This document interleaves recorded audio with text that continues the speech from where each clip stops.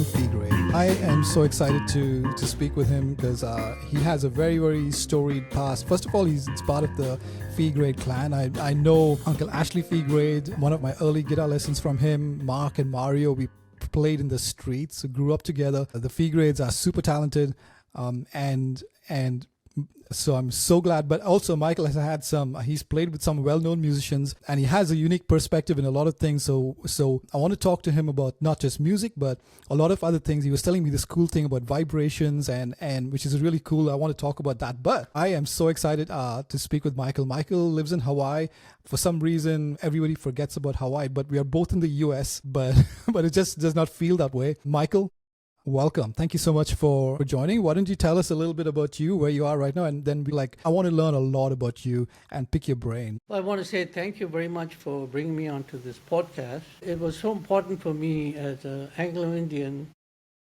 I had no identity. I traveled the world, not using any tools but intelligence to understand how things work, and it's brought me to a place of great understanding. Since I was so indoctrinated by a culture, but I had to break that mold and become more understanding as a human. So that gravitated me to play with great artists from around the world and made music as a tool to project who I am as a person. Somebody that is from a minority to walk into a place and say, we have an Indian bass player, and they said, he's from India. Does he know how to play? And so when I play, I just go with the intention to wake up the conscious mind by saying you cannot ever put a label on anything. Yeah. So with that being said, I've got the chance to play with Willie Nelson. I play with Mick Fleetwood's, all his band members. Play with great artists, the Doobie Brothers, Pat Simmons, and his son, and I'm associated with Bonnie Wright's bass players. I'm in a good circle of people, and I'm very fortunate. I came with Santana's percussion unit to do a jazz show in the year 2000, and I met my partner, Christine, who has changed my direction in life. And she's a very good intuitive, she's a therapist, background kinesiologist, and she has really helped me to hone my craft and become a better person, basically. Awesome. So I'm so glad you mentioned that early on because that's honestly, like, I think ever since I met the Feegrades and growing up in the music scene, people would say like, oh yeah, Mark and Mario's uncle played with Willie Nelson. And that was, you know how sometimes that can be myth and you be legend. So I'm glad you said that up front. You cleared it up. Yes, Michael Feegrade did play with Willie Nelson and does bump shoulders with some of the best in the industry. So, I mean, I'm glad you mentioned that up front, but I definitely want to talk about how that transpired, you know. But before we get there, I want to go back and I want to know, because you probably have a good take on some history and educate us on life in India, right? So where did the Feegrade? I know Mark and Mario grew up in like near Paris, right? What's that area called? Shoot, I forget. Did the Feegrade clan? Did you grow up in that area as well? I grew up in Royapuram, basically. Royapuram, yeah. Okay. And so tell me about that. Tell me about life in Royapuram as a kid. How was the Anglo culture there? Was very good because I guess India was in a phase of moving forward with technology at the time. And a lot of Anglos I know that went to school to study this technology in Delhi and other stuff while we were smoking weed and just cruising around being normal people. But it actually made a big impact in the Indian culture because we grew up, oppressed by the Indian culture for being who we were at that point. So we created. I had a lot of friends that I grew up with. We called ourselves the Shaka clan. From Greg Quilo to Dean Fernandez, and I can mention so many names that people that have actually inspired me to be who I am today. Yeah, that's so cool. I love hearing names, even though because they're important to the culture, to the whole tapestry, right? They played a part. And so I love when people talk about their friends and growing up, because if not, they'll be unknown and unheard of, at least on a podcast, you know? So I'm glad you mentioned those names. And how did they influence you? So did you go to St. Mary's, or which school did you go to? I went to St. Mary's and I went to St. Bede's. Nice. And I was actually against the priest. Those guys didn't like me for some reason, and I hated their guts. So it was just a very common thing that I had to, be myself. But I had Reina de Monte family. I had so many people. Like I said, if I mention names, I have so many names to Yeah, yeah. mention. But growing up, friends from the Peters family in Royapuram, very influential musicians. Is it the same Keith Peters, Carl Peters family? No, this is Jerome Peters, Okay. Huey Peters. Carl Peters also showed up on the realm and changed a lot of, Yeah. the, Yeah. the the way people play an instrument, and we were all instrumental to making that change. We didn't have the opportunity like the musicians now that have every opportunity to have what they want and have the best education. And unfortunately, when I listen to all these musicians from Australia and stuff, very talented musicians, but the key is if you learn something, it's like learning a language, then you try to expand by breaking that taboo and trying to figure out who am I and what can I project in my vibration to let another human understand this is not Christianity or any other thing attached to it. So vibration is so important to humanity today is because we are here to feel, not to be corrupted and hear what we hear and believe in. So that's why I'm making the separation by saying you are who you are, and nobody can change that. Yeah.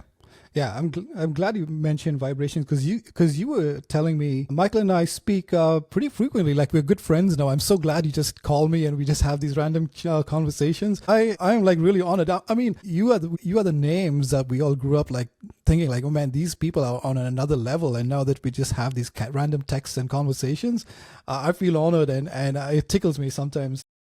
So tell me about, you were telling me about the vibrations, the earth has a vibration and how you lock into it as a musician, and you try to, you kind of try to seek that out. And yeah, tell us about that a little bit. So what happens is I play with people from around the world that play various instruments, and I got educated by understanding frequency. The earth vibrates, I believe, at 528, and they found that when you're in tune with the same vibration, your body gets healed by that vibration because your body is a receptor completely. It's not your hearing, it's your body that's the complete receptor. And if you feel something, you're energizing what you're receiving. So they drop it down to 432, 528.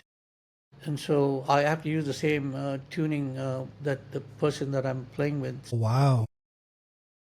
And you can feel the difference in people receiving this kind of frequency.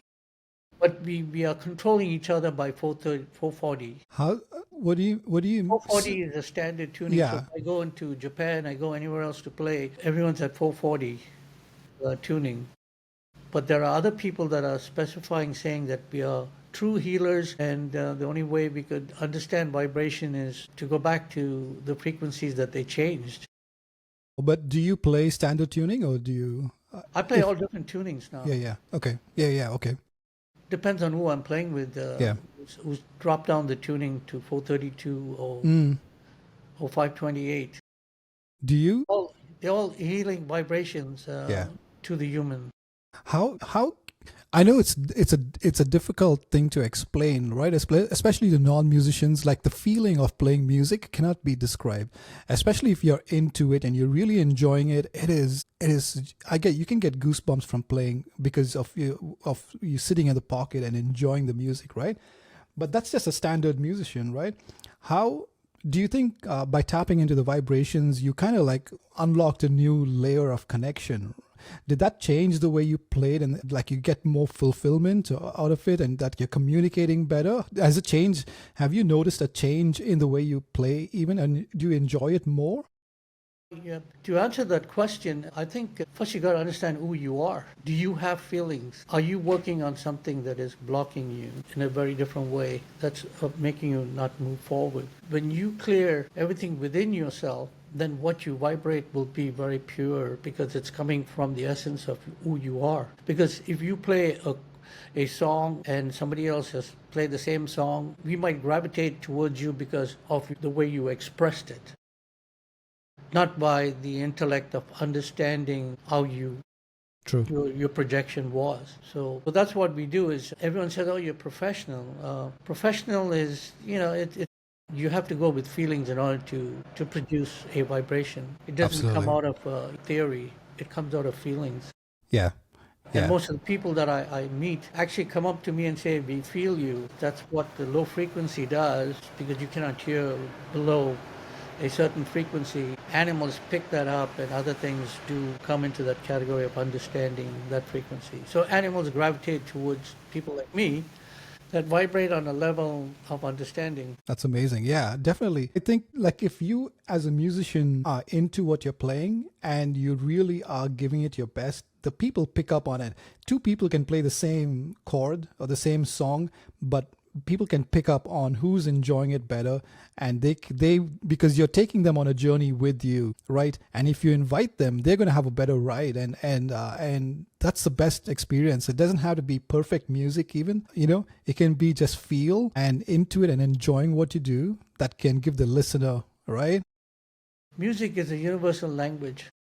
No matter what I listen to, Tamil, Hindi, I play African, I play a lot of Brazilian, I play a lot of Latin. I was very honored to play with Santana's percussion unit and record with those guys, and met a lot of great artists from there in California. And I realized, music is the best tool that we can use in humanity today, is because without music, what do you have? You have indoctrination of believing that you are better than somebody else because you work in a field that is only indoctrinated by what you were taught, Yeah. not by intelligence. Yeah. So we are using what we are saying to the human is find out more of who you are, not what you want to become. Do you ever sit and think about the times like when you were growing up, just getting into music, and you lived in Royapuram, and probably listened to Willie Nelson, to ever seeing like the connection, like, holy cow, I actually played with Willie Nelson.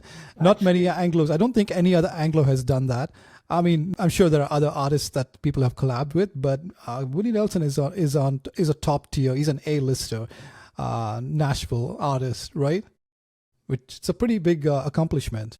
It is, and unfortunately, when I was going through my career of playing music and going through evolution of life, there was no cameras. Only somebody who was rich had a camera in the crowd, and we wouldn't find that person to document something. I played for a wedding in California in the 80s, and they just selected all of us and said the music is there, you just have to show up and play at the wedding. And I was shocked to see Tower of Power drummer Gerard Baldi behind setting up this kit.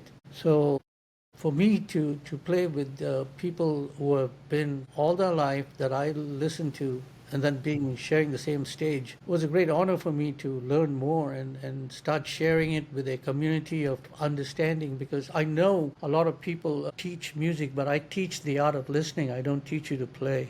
Yeah, fascinating. Yeah. It's important when you come across meeting friends and you're going to jam, you're there to listen, not to play. Mm. Because when you listen, you'll have something to say. Yeah.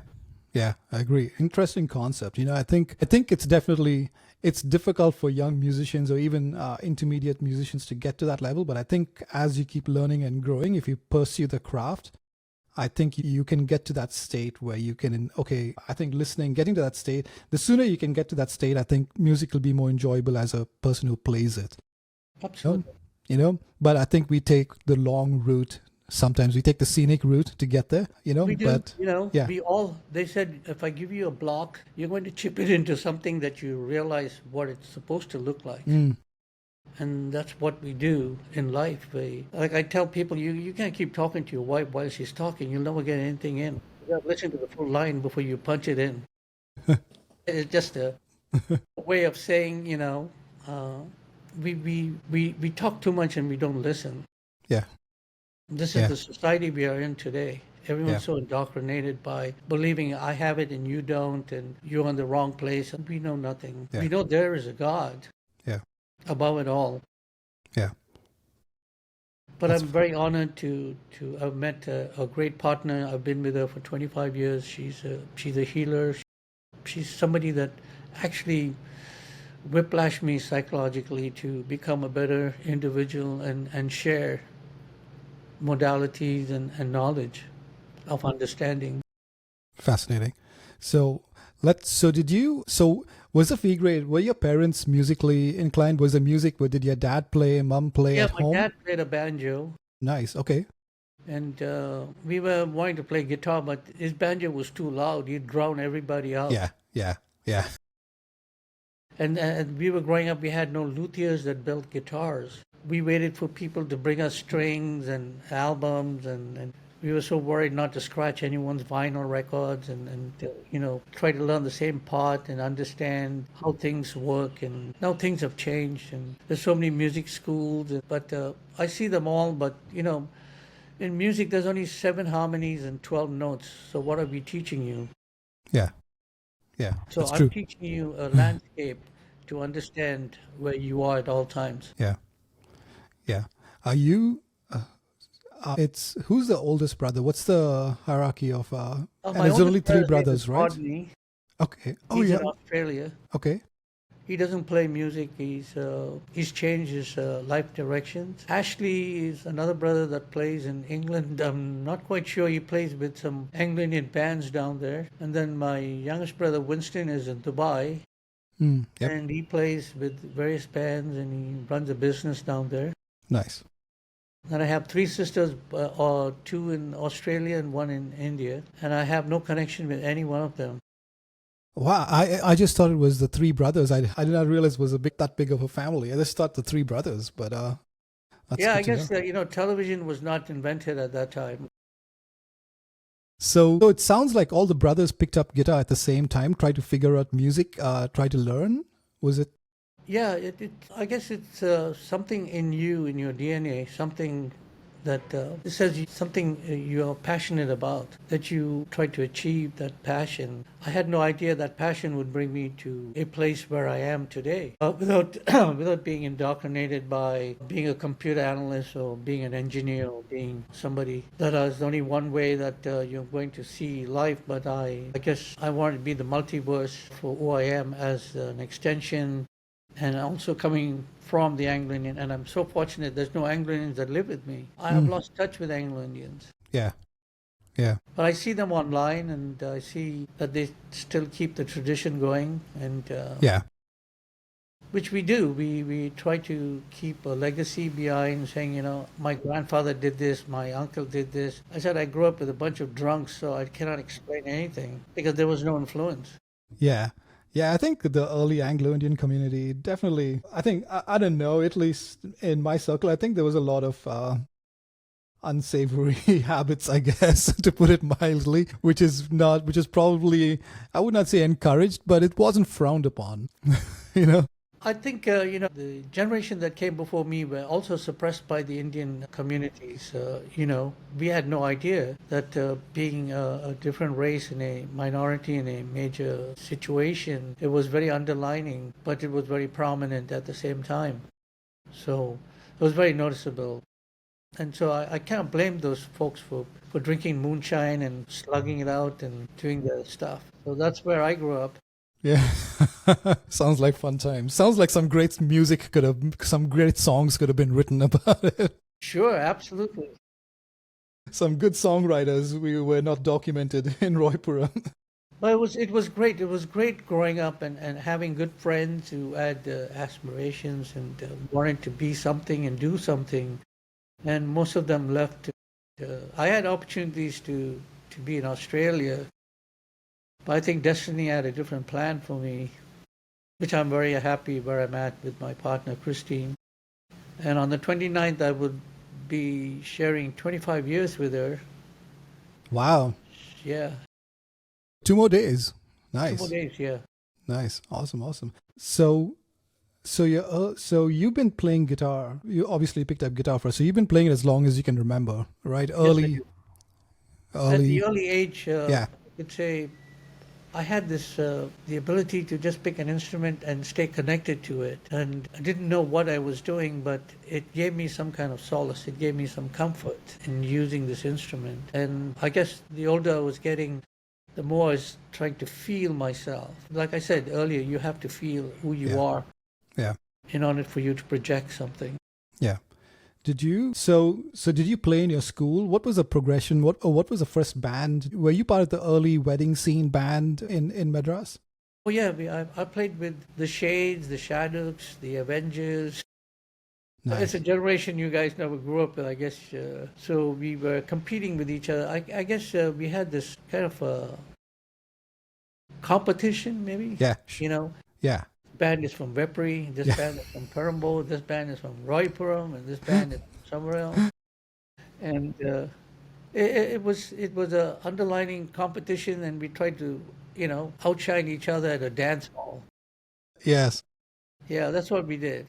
Awesome. So obviously you were playing the top 40 of the day, right? It was, Absolutely. yeah, awesome. We played all the Anglo Indian music. We could not play anything else but something that they were going to acknowledge when you were playing something that they were able to dance to. Yeah.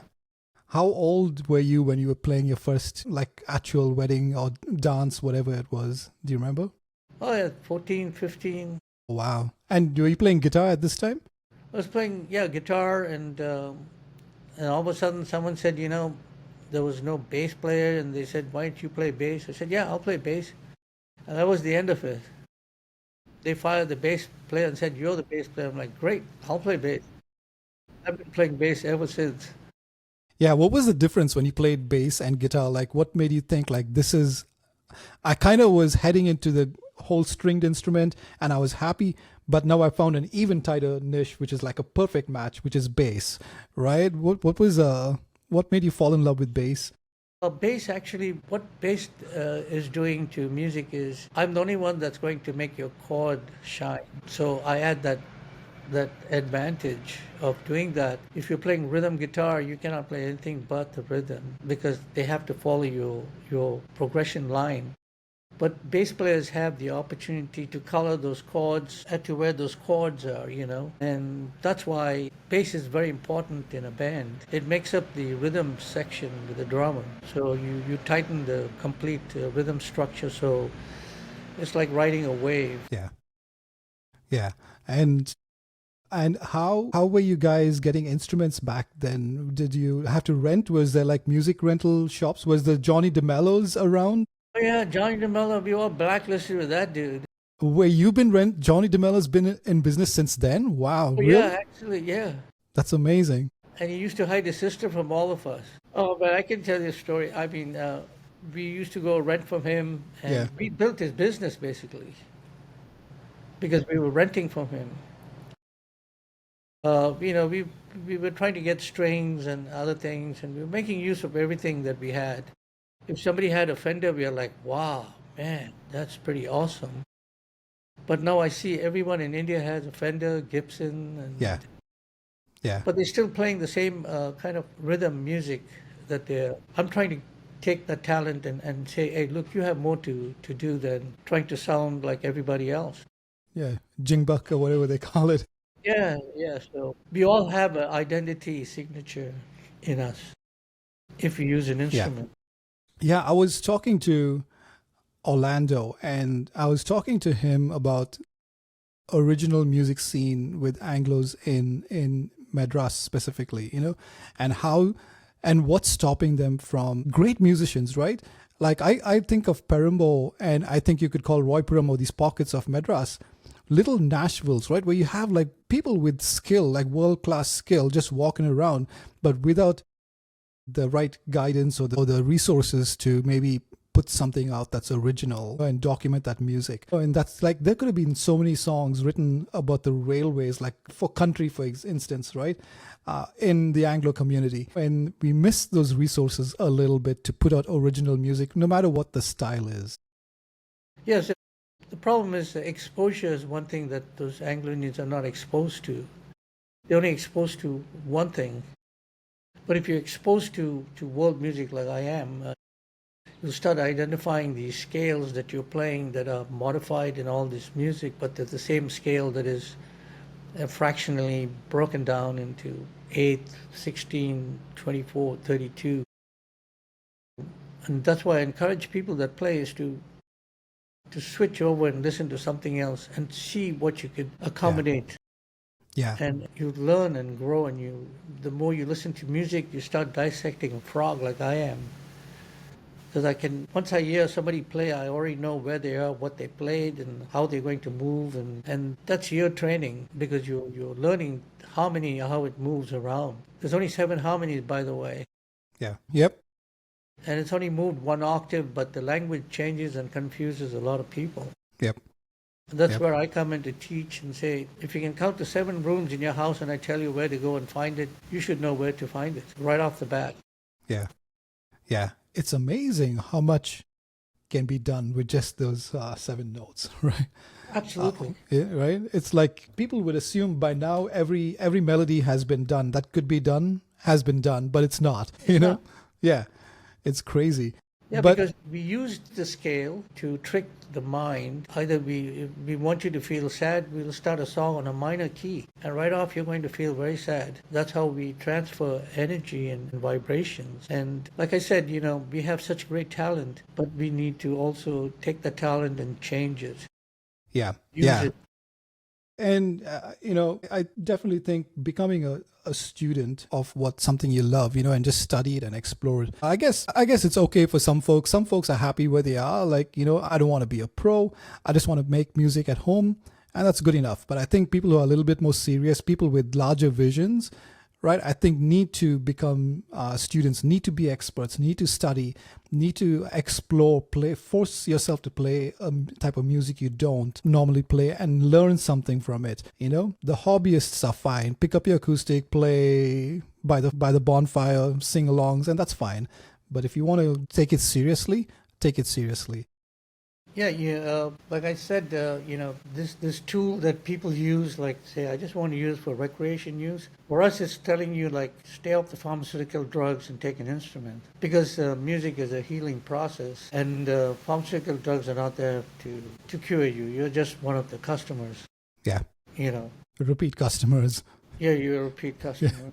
Yeah. There's no healing for you. But if you take an instrument and not judge yourself, and play your heart out without being your own critic, you will heal yourself. That is good advice. Play without judging yourself. That's I think musicians judge themselves a lot because of what they listen to, and a common thing for musicians, especially guitarists, if they see someone really good, they'll say, that's it, I'm putting my guitar down, I'm not picking it up ever again. I know people joke, but you should be motivated and inspired to learn something from that person you just saw. Music is not perfection, by the way. Music is an art form to express itself. We are not artists that says, I'm painting red, white, blue, green. We don't have a palette in front of us to actually bring something out. So there's a big difference. When you're a musician, you have no tools. The only tool you have is feelings of what you're listening to express it. So by saying that, you are who you are, and you're the worst critic too for yourself. So by staying away from your own critic and just making no sense playing something makes a lot of sense to the body. Yeah. I'm pretty sure you've seen this video. If not, it blew my mind. It's obviously Victor Wooten, right? He's jamming with a guy and he says, just play a groove. And that guy's playing a groove, and he just says like, Victor says, I'm just going to play a note. I don't know what you're playing, but I'm going to play it in such a way that it makes it sound right. And he just plays the whole chromatic scale after. It just goes down chromatically. And he asked him, now tell me which one was a wrong note. And there was no wrong notes. Yeah. Right? It was like, blew my mind. Yeah. Because I have to say this in music theory is when you play, let's say, a chord in G, and I can go and play A. They're still relative.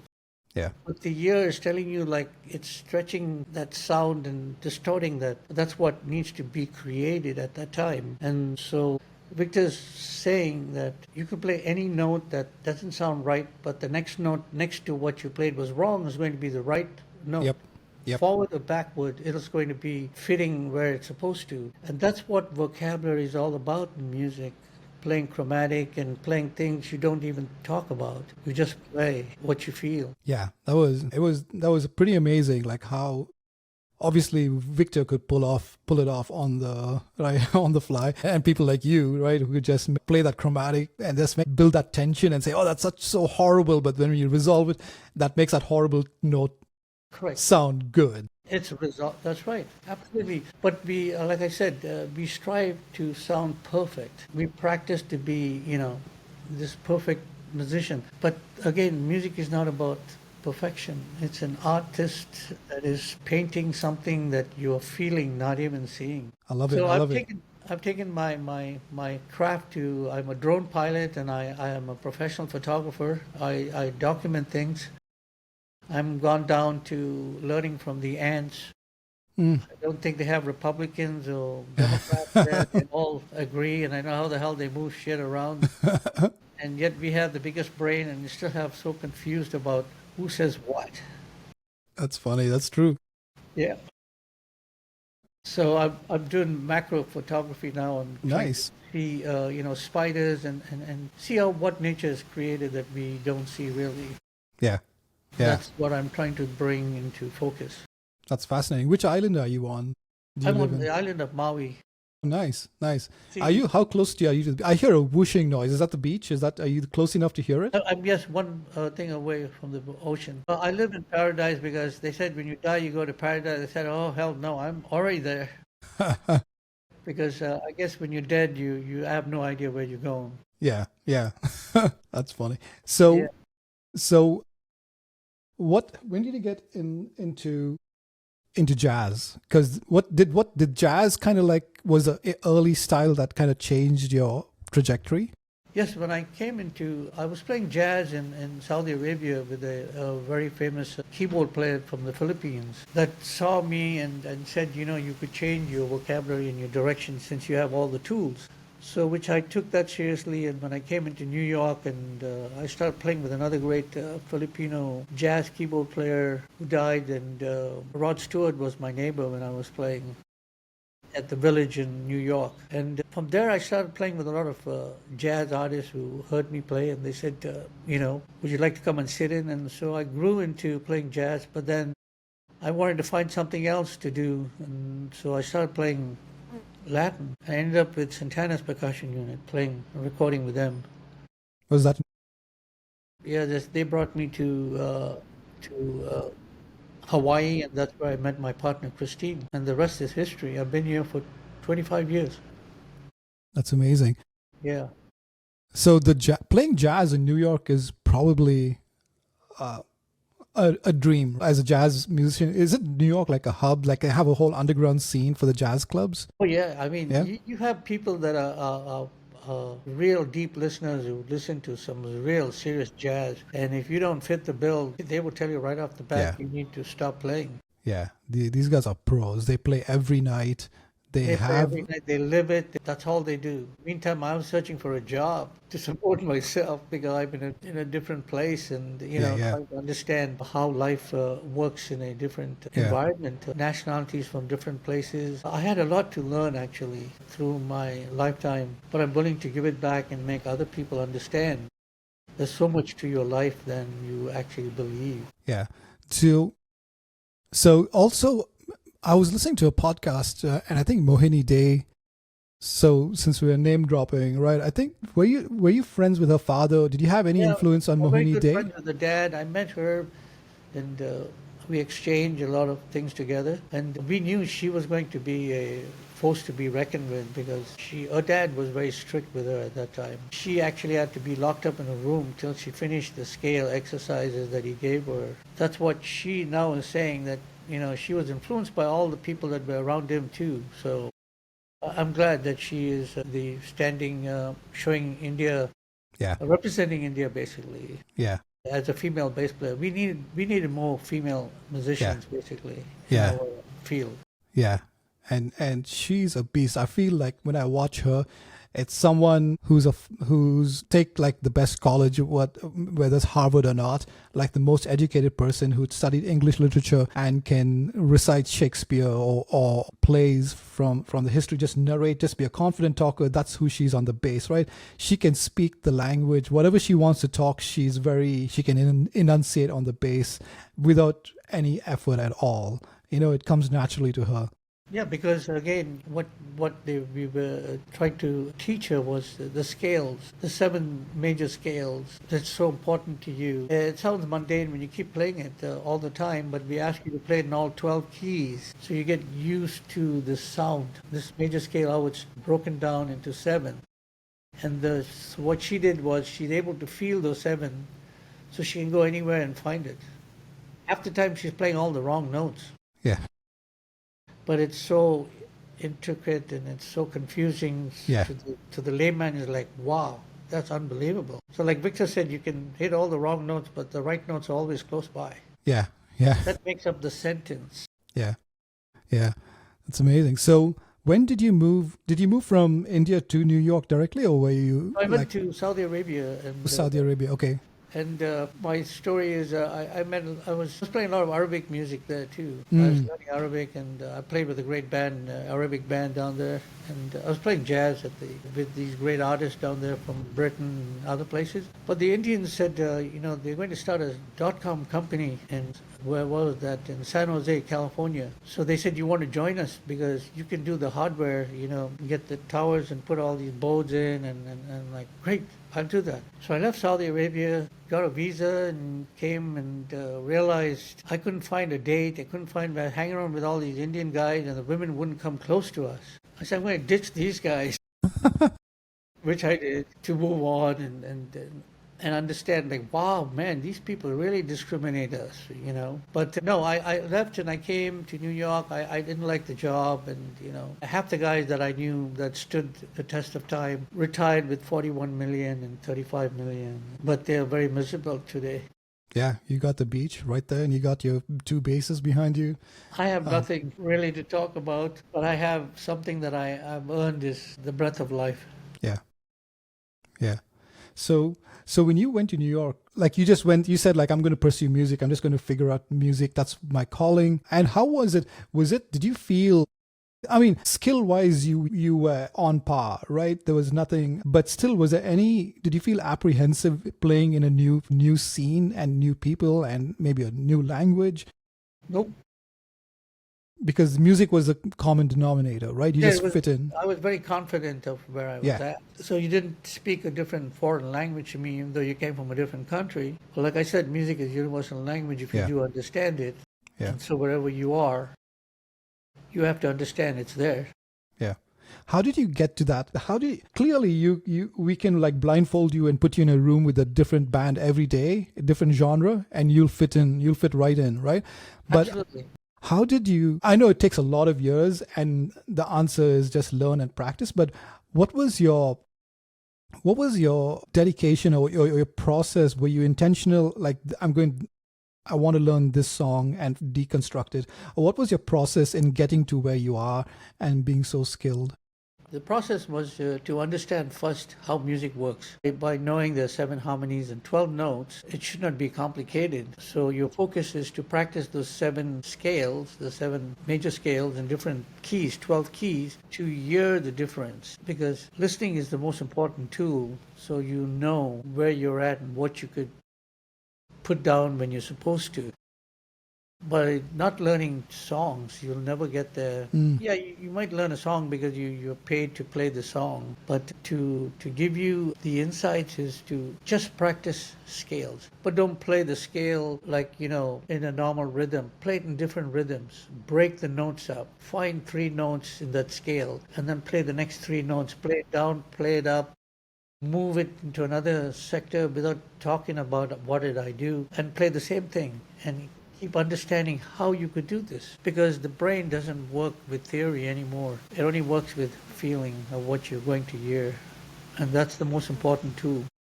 Fascinating. So if I understood you right, you just sat on with your bass guitar and you played notes and you just listened to it, and then you tried to mess around with it, and by doing that over and over again, you can pick and choose your notes now if you play, because you know how that note is going to sound within the context, because you've done it over and over again. You did not necessarily learn songs, you just studied how a note felt and sounded and what the effect it has, so you can use every single note can be used with intent. That's amazing. That's a lot of work, right? Obviously, you put in the time and the work. That's crazy. It's no time and work, because what it's doing is, if you're doing meditation, what are you Mm. doing? Yeah. So music is what we're trying to do is get familiar with the scale. That's all you're doing. So when you go somewhere and listen to somebody, you know immediately, oh, they're playing, I know where they are. When you're playing jazz and somebody turns around and says, I'm going to stick to in the chord of A, and we're going to play a 2-5-1. So you're not going to get your calculator out and you're going to go, okay, I'm in A, Yeah. I'm going to do what? Yeah. 2-5-1 is already telling you already practiced your scale by counting 1 to 7. So when I said 2-5-1, you know where's 2, you know where's 5, and you know where's 1. And so you'll pedal in that area while somebody else is playing a solo. And then when he's done, they want to shift that 2-5-1 to another key. They're going to tell you, like, hey, we're going to C, we're going to go 2-5-1 there. This is all on the fly. Yeah. And then Yeah. you're there playing 2-5-1. So numbers are very important to understand. When I come up to you and say, hey, I'm going to play the song, I'm starting it on the second degree of the chord G. So second degree will be A. Yeah. So if you learn the major scale in 7, you will see what I'm saying. The numbers are always there, and it's so simple, but we made it so complicated. And we're trying to practice and practice. I said, you don't practice, you practice A, B, C, D like you did in school, and then you use that vocabulary as you grow and make sentences with them. And that's what I teach. It's called the landscape. That's amazing. It's fascinating figuring out how you approach the guitar, right? Because it's totally different. It sounds like you have a relationship with the instrument as opposed to learning how to play an instrument. And I think that relationship births the music, if I would, because you spent the time just learning and figuring out and just listening and knowing intimately, right? And now you can use that as opposed to this is the G scale and this is the C minor scale or whatever, and now you know notes, you know the fingering, and but you don't have that relationship that comes with just The sitting connection. down. There's Yeah, a the connection. Yeah. The connection that you have to make. Yeah. It's like me asking you right now, when you learned to drive your car, we told you a lot of things and you paid a lot of attention to it. Oh, you got to put your handbrake, you got to put your turn signal. Do you do that now? Do you think? No, you Yeah. don't. Yeah. So music is the same way. Yeah. I'm better at my turn signal than at guitar then. But I was just using the analogy of understanding music, I'm where, an expert turn signaler. yeah, they tell, oh, turn your signal, put that on. Yeah. But then you're driving your car now, you're not thinking, you're doing it automatically. That's amazing. So is that how it is when you play music right now? Is it like That's second? right. It's Oh my like I've God. given you a bicycle and said, hey, Yeah. you didn't ride a bicycle all these Yeah. years. Well, get up on the bicycle and you do. I can't So- even imagine how that feels. Me being like an amateur musician, I already get so much of enjoyment, but knowing that there's so much, I just dipped my toe into enjoying music and playing it, and knowing that there's a whole lot more to explore is like blowing my mind. That's absolutely what you need to do, Yeah. because only you can satisfy you. Nobody else can. No one can come to your table to make you feel the way you feel unless you push yourself to that. Yeah. That's amazing.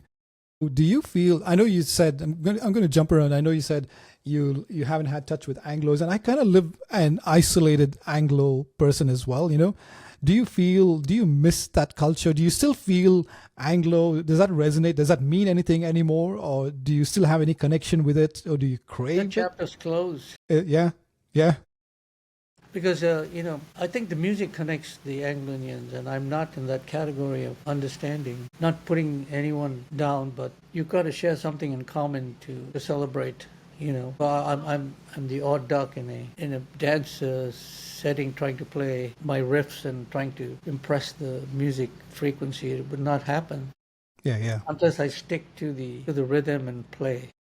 Yeah. Were you always? I think it's a lot of your character as well. Were you always the rebellious one who just thought different, went on their own path? You clearly Absolutely. had your own idea. Yeah, it sounds Yeah. like yeah. Because I said, there's 5 ways to getting to your house. You learn all those 5 ways. Yeah.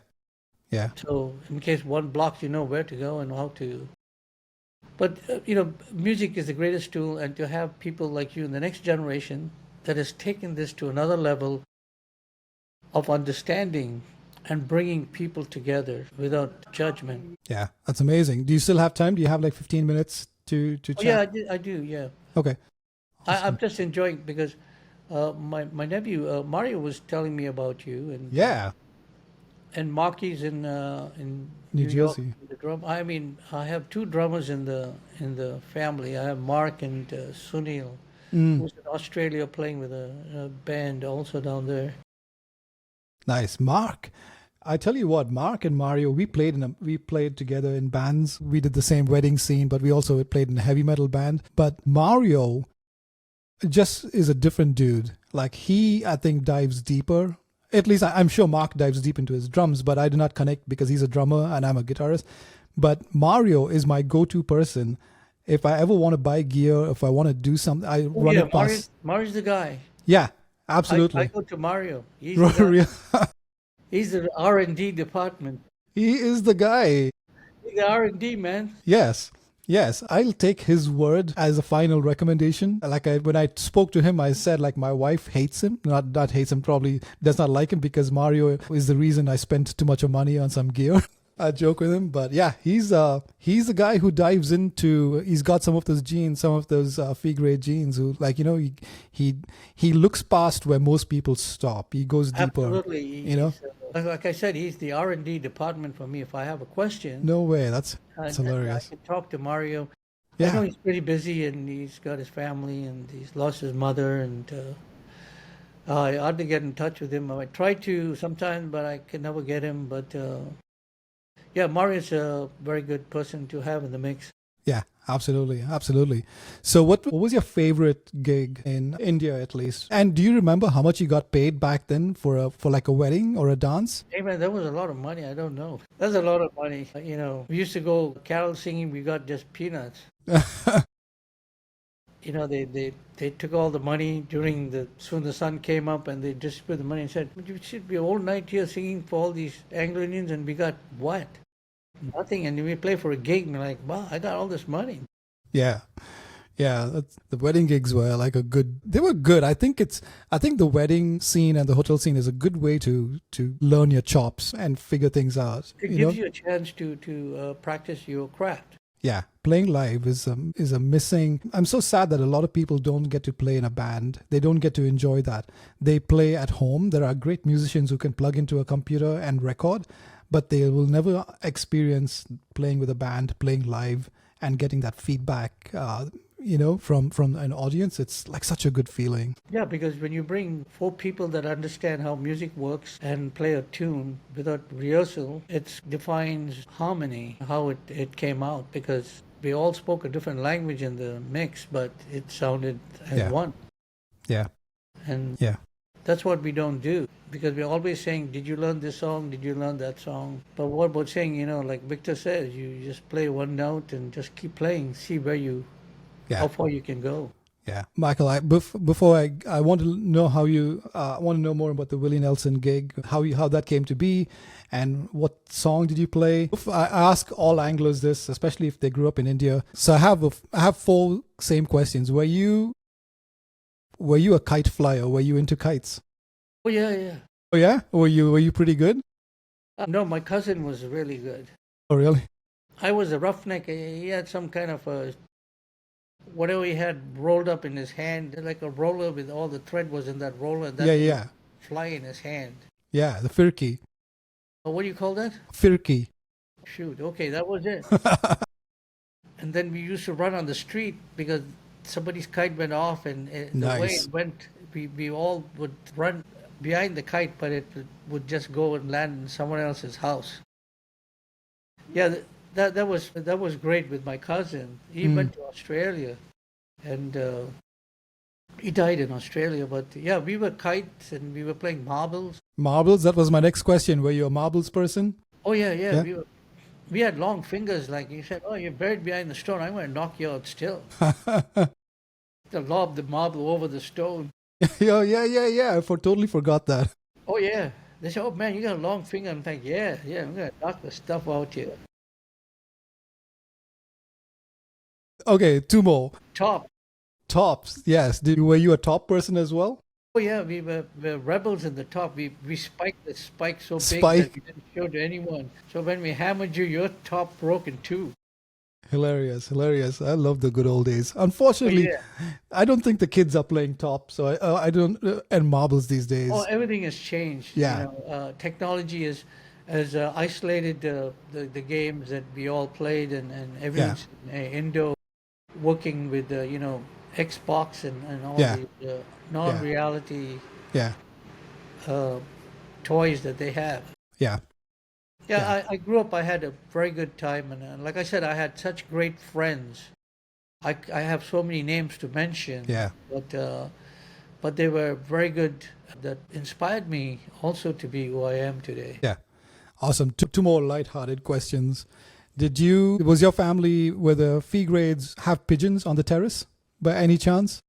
We had pigeons that Okay. were living in my near my dad's room. Yeah, yeah. Okay. We used to wait till the sun went down and lie out on the ledge trying to catch the pigeon. Is there a Feegrade boxer? Is there any boxer in the family? It Oh seemed yes, like my mom's brother died of a brain hemorrhage. He was a boxer. He mm, was a target. So I'm glad none of us took over that dude's career. I yeah, mean, yeah, so I'm glad we stuck to music in our family. yeah. It's fascinating talking to Anglos. As you go back in the family, there are plenty of boxers. For some reason that died out. For some reason, a lot of Anglos were boxers. Everybody's family had someone who was a boxer in the family, but now not so much. I don't think so. So it's No, always fascinating.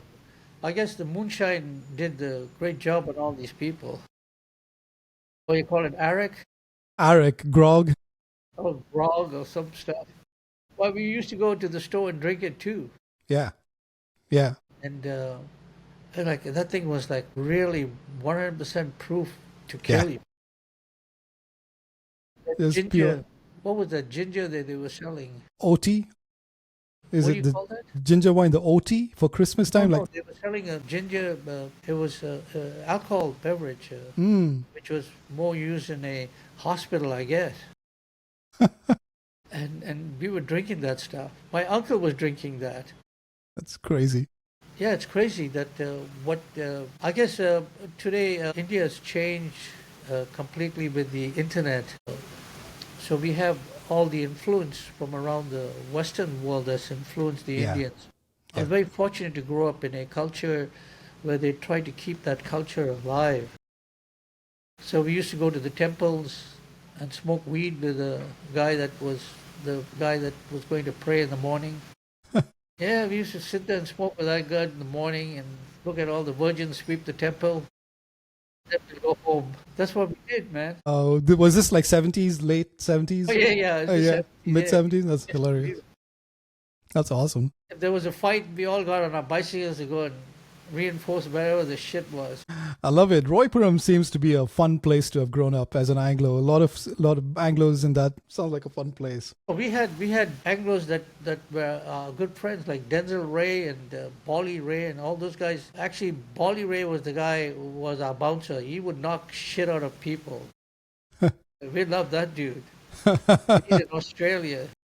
But no, we grew up in an era where we were fighting actually against the Indians that were, disrespecting our women, Mm, doing other things. And that's why I've taken all the good from India and I'm here today, evolved into something I was not even planning to be. I'm so honored to have met people like you and others who are trying to make a difference in life. absolutely, absolutely. I love listening to stories. I don't expect people to have like, dramatic stories, be super famous, world famous. Like even the person. I just want to know that person's life and hear the story because there's so many interesting things that you can hear. I find it very fascinating. Like we can talk about your music and your bass, but growing up in Royapuram is also an exciting story to hear. About you growing up, and it's just as exciting as you playing with Willie Nelson. Both are great stories to hear. So speaking of that, tell me how did the Willie Nelson thing come about? Actually, I was in a bar and Willie was there and I played with the drummer and we went to smoke Willie's joint because he smokes good weed. So after we had a smoke, somebody else came and said, "Oh my God, all you guys are here. Can Willie play a few songs?" We said, "Yeah." So he did Georgia on My Mind, and he did some of his favorite tunes. And I met his son, Nuke Nelson, and I have friends who play with them and stuff. And I play with Pat Simmons and his son from the Oh, Doobie Brothers. nice. They write music, and so I get to do stuff with them. And I play with a guy from Africa that plays the kora. So if you create a website, I could send you links of all these clips of Yes, please. what I'm doing, Yeah. so you could expose it to the other musicians who could see. If you could play here, you could play anywhere. Absolutely. Yeah. Send me links. Definitely. I'll add it all. So what's your favorite bass to pick up these days? Depends on the recipe. Are you is that your practice room? By your speakers, you get to gig out over there, jam. Oh yeah, I can just practice here and Nice. record here, and I also have a Moroccan bass. What's the difference? It's made out of goat skin and goat's guts, and Wow, I'll really? send you a picture of that. Yes, please. Bass. It's I could actually play the strings in the back and make my own rhythm. Really? If I you can have, eliminate the drummer. do you have a video of you playing that, or that would be awesome? I do. I'll try to send you a clip. Yeah. I'm trying to get a lot of videos together, and I wanted to see how I could put it on a website and Yeah. expose this music to others to say there's a bigger picture than what you're thinking. Yeah. Yeah. And are you planning on? I know you are planning. You told me you're planning on a trip to jam with some friends in Australia. Or is that? Wait, did I? You know, I know nothing, but I know one thing. I want to go into places where I want to bring other musicians off the fly from Australia, wherever, and play from jazz to every kind of genre on that stage, to prove that you don't have to be anything but just learn your craft, so you could go anywhere, sit and have a conversation. If you speak English, you go and speak it all over. Yeah. And do you teach? You say you hold classes. You teach as well? Yes, I teach. I teach online. Okay. How that definitely, I think you have a very, very unique approach. If you share the link with me, if anybody wants to sign up and maybe learn, change the approach completely and get. Absolutely. Yeah. I'm only teaching you the theory, the foundation of music, so that you could pick an instrument and understand the vocabulary that you studied, and then you transfer that information. Yeah. That's amazing. That's amazing. Well, Michael, what's your plans for today? Are you tired of the beach, or do you even notice it, or do you still go down and awestruck by the beach? Well, I have a lot of things that I do, and I fly my drone also. I'll send you Nice. some flights Yeah. of the drone. I'm trying to put music with it, and if I want to reach a broader community of people that I grew up with, I have lost track, and I want to sell my photography. I want to show them what I'm doing, and so I'm trying to do all that at this point. Because, life is slipping away Yeah. every day. Yeah. Well, I am absolutely sure a lot of people who wanted to hear from you will be excited to hear from you, because you're a pretty private person, and I'm so glad you agreed to speak with me and share some stories across multiple topics. I'm so glad you said yes, Michael. I'm so thrilled to have gotten to meet you and speak with you and text you randomly, which is the weirdest and greatest thing, I think, that I have access to you, and you feel free to text me and call me. I really enjoy that. Yeah, it's so awesome for me to find somebody with the passion that you have.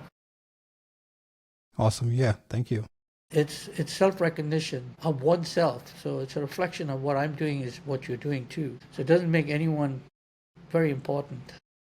The importance is making a difference. Yeah. Yeah. I enjoy it. It's my passion. I love it. I love stories. In real life, I'm not much of a talker, but when I get to hear stories, I turn into an extrovert. Otherwise, I'm pretty introverted. That's fine. You have to be who you are. Yeah. Yeah. We cannot change you. You only change yourself. I love it. And that's basically what the principle of teaching of making people understand there's more to life than what you're thinking. Yeah. Yeah.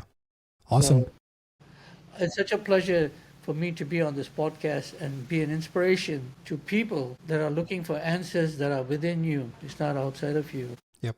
I love it. I think the line from this that I'm taking away is play without judging yourself. That was pure gold. I'm going to take that to heart. So thank you so much, Michael. I will. Thank you so much, and I appreciate you. And I have to say aloha from